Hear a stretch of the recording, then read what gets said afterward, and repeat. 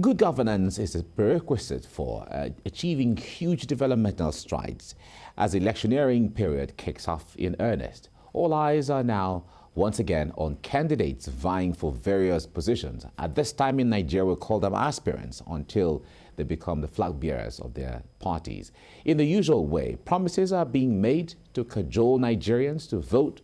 But how many of these individuals are ready to provide true service to the people and tackle Nigeria's challenges head-on, leaving behind selfish interests to ensure the country meets up with developmental strides? These are the things we'll be talking about next. So joining me in the studio is Otumba Abayomi Odunowo. He is the national chairman, Asiwaju Ahmed Bola Tinubu Support Group. It's nice to have you join me, Otumba. Good morning. Thank you very much. Great. Thank you for having me. Right. Now, I know I can only sit down here and imagine that when you sit down in your living room and you're looking at the Nigerian spectrum, from your political party to another, to all the other political parties, candidates, aspirants coming up, I want to contest for president, I want to contest for president. What runs through your mind?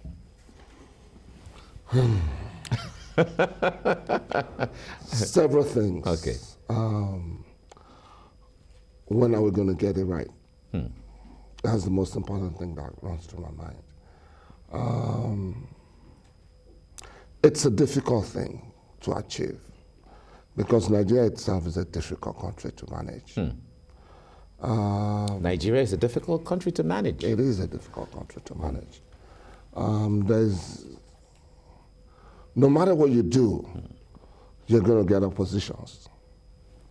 No matter what you do, good or bad. But as long as you focus on the general good of all, the more population, then you come by, because there's been so much lag over the years of military rulership in Nigeria. So many things that should have been done were left undone. And the rate of Nigerian currency is so bad, and everything is translated into dollars. So there's just not so much that can be done. Also, I honestly think that they really need to cut the government functionaries, the people working in government, by like 85%. 85%? Yes. Who will do the work? Let them outsource them to private companies that can have deliverables that are measurable. So because it doesn't, from what I see, how do you explain spending 90% of your budget on recurrent expenditure? There's no way you can move forward. All right, let's go a little more specific. You just said that Nigeria is a difficult country to run, and you are the national chairman of Asiwaju Ahmed Tinubu Support Group. Yes. He's one of the aspirants who has come out to say that he wants to contest as president. In fact, he said that it was a lifelong ambition. He's been nursing this for so many years. When it comes to pitching that difficult Nigeria that needs to be run, and the aspirants that you are supporting, when you bring them together, how perfectly matched are they?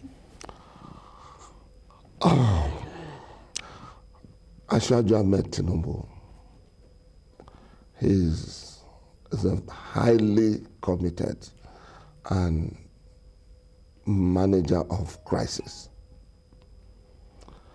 We've seen a lot of issues in the past that he has been able to manage so effortlessly. Right now in the history of Nigeria, in this crisis we're in, I believe sincerely Nigeria needs a Tinubu. If you look at it, for 3 years the national government refused to pay Tinubu his money. And nobody in Lagos knew anything happened. It's statutory allocations yes. at the time. Nobody knew in Lagos anything happened. Manage everything effectively. And in Nigeria today, everywhere there's crisis. And you need someone that is forward-thinking, because, like you said, lifelong ambition. He must have had a very deep thought to a lot of areas that all these people they don't even think exist. But a lot of, I wonder if you have heard, I believe you have heard a lot of comments from people when it comes to what they think, what they reason, what they imagine about those who know him, those who don't even know him, those who see him from afar or hear about him from afar, and all of that. Now, a lot of people have blamed him for being part of those who midwifed the government of today, which a lot of people say that they're not very comfortable with the way things have been. Of course, the people would always complain. Since 1960, this second Niger Bridge was not built. All governments have come and gone. This government has delivered that to the Easterners. The Nigerian train has been moribund for years. Nobody looked at it. It's functioning. You know, it's a lot of difficulties that needs to be managed. And because the difficulty of this country, you would really not see the efforts that is going on. Yes, there are a few things, most importantly the security aspect, that needs to be challenged, needs to be taken on very, very, because as it is, I would rather suggest it has gotten to a point that everybody should be allowed to carry arms. Wouldn't that be suicidal for the country? No, it won't be suicidal. Everybody knows that if you do what you're not supposed to do, it might be a bit of rise in violence for the first couple of months, but it will stabilize. I mean, when you sit down in your house, you can't rest. You are going on the air, you are afraid to go to the airport. You are coming from the airport, you are afraid.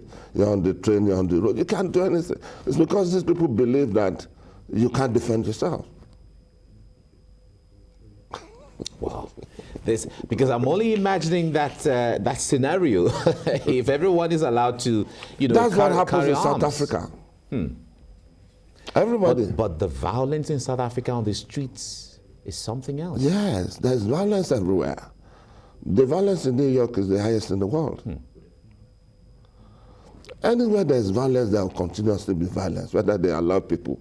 But what we're saying is hardworking people that are not interested in violence should be able to have a secure environment. All right, let's come back to that pivotal statement you made earlier, Nigeria being a difficult country to run. What really makes Nigeria that kind of, what makes Nigeria that difficult? Because the point is, from independence up until now, one would imagine or assume that politicians who are experienced would have known that we've tried this formula, it didn't work. We've tried that formula, it didn't work. We've tried this one, let us imbibe something new. But we're still talking about the same things, the same thing Awolowo and Tafawa Balewa and Nnamdi Azikiwe used to campaign in the 60s, and even Shagari in the Second Republic, MKO and Tofa in the Third Republic. It is the same thing we're talking about campaigning with today. Roads, housing, schools, water, power, and so on. But what makes Nigeria that difficult, though? Nigeria is not meant to be a unitary country. It's meant to be a federal country. Yeah. And what we negotiated in 1960 was not unitary style of government. And there's lip service on the fact that we're a federal country, but that's the basis of the disconnect. So because not everything is working on top of the disconnect. That they bring religion, they bring tribalism, they bring every other thing. And then you can, it's very difficult to do the right things in Nigeria. Believe you me, it's, but if we were truly a federal country, every region develops at their state. What is important for this one is not what is important for this. Until we do that, we are not going to really get tremendous changes in the way things are going in this country. Because for starters, you have to take character, what do you call it, zoning. Zoning in itself is not the best way of democracy, but it's Nigerian way of stabilizing things. All the 36 states have to be represented in government. Even people that do not have the prerequisite knowledge, but because it's their state, has to be represented. According to the federal character principle. Yes. So, but if we go into a true federal country, the merits can start to drive the economy. Okay. All right. This discussion will continue because we have a lot of things to discuss, because you're being the chairman of the Asiwaju Ahmed Tinubu support group. Creates opportunity for us to discuss a lot of things, from the things we hear on the streets and all of that, so that we get to understand. But we have to leave you here for today, but we'll bring you back again to discuss this as we get along. Thank you so much, all right, thank you very much Abayomi Odunawa, for coming on the program. Thank you. I'm very grateful. Great. Right. Thank you.